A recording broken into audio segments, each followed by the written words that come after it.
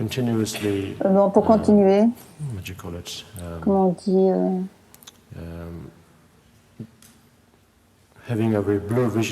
avoir une vision floue de ce qui est l'éveil et le paradis. Par exemple, la terre pure de Dewa-Chen. Quand on parle de Dewa-Chen ou de la pure terre, on a toujours l'impression que c'est un autre monde, qu'on va arriver là-bas, qu'on sera libre et qu'on pourra vivre après. C'est une chose que nous devons garder à l'esprit, être sûr que l'éveil, la réalisation ne sont pas compris de cette manière. Bien sûr, ça peut être un peu décevant. Je pensais que j'avais joint un petit peu de ça. Non, mais en fait, c'est mieux, c'est une meilleure règle. Parce que quand on sait qu'il n'y a pas vraiment de profit à obtenir, donc on est plus cool, on est plus à l'aise. Toujours conduisant, bougeant, en allant devant soi, mais à l'aise, sans pression, d'une manière très équilibrée. Cette manière, on peut aller à propos de notre vie équilibrée. À cause de cette pression, parfois, on a envie d'abandonner tout cela d'une manière drastique. Parce que ça n'a pas de sens. Il y a tellement de confusion, on a tellement de mal de tête, on ne dort pas la nuit. Autant tout abandonner.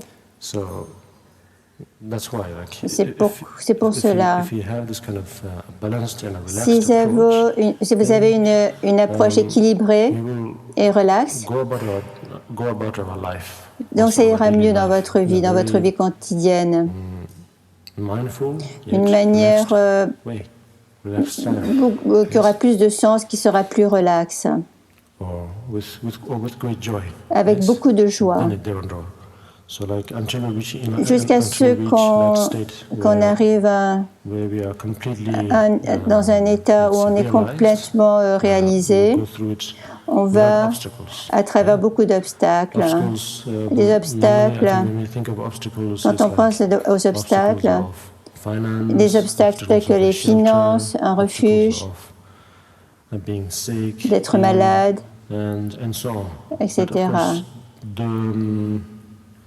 Mais le plus on regarde les enseignements, le plus on réalise que ce sont des obstacles qui sont normaux. Les vrais obstacles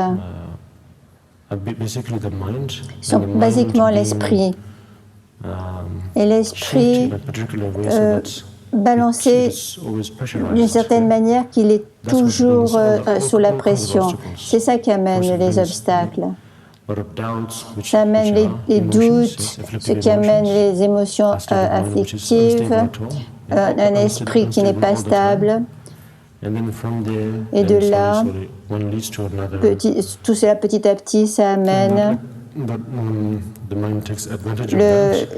l'esprit prend avantage de cela et ça amène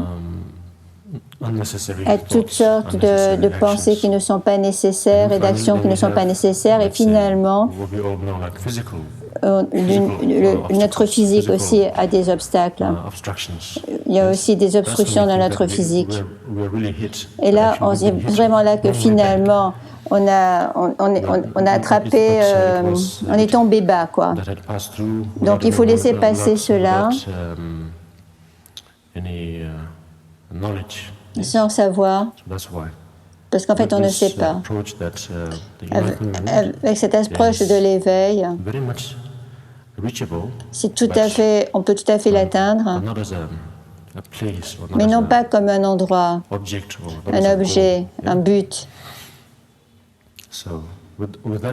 Avec cela dans notre esprit, le pratiquant devrait avoir beaucoup de paix, devrait être stable. Donc, ça ne veut pas dire maintenant, avec cette compréhension, que maintenant nous sommes complètement libres, qu'on peut juste être là, être autour, s'étirer comme on veut, manger comme on veut, après profiter de la vie. Ça ne veut pas dire ça. Bien sûr qu'on peut faire ça de temps en temps, mais ça ne veut pas dire ça. Ça veut dire, basiquement, avec cette approche, quoi que l'on fasse, ce sera toujours intéressant, il y aura toujours un sens. N'importe quelle circonstance deviendra et inclura une transformation, et ça deviendra une transformation d'un enseignement durant toutes les circonstances. Et du coup, ça devient très agréable de vivre. Combien de temps nous vivrons dans cette vie, nous tous dans cette pièce, qui sommes ici, nous ne le savons pas. Mais quoique, pour le temps où nous vivrons, nous aurons la liberté de ce temps et que nous apprécierons grâce à cette approche.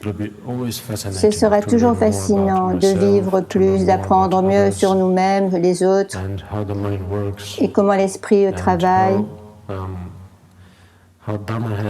Et comment le Dharma a toutes les antidotes que n'importe qui pourrait demander, que c'est déjà là. Et donc, de cette manière, nos vies auront plus de sens dans tous les sens. C'est pour ça que c'est important de comprendre ces choses composées, les choses composées. Par exemple, notre corps que nous avons maintenant est composé. La composition, d'une manière générale,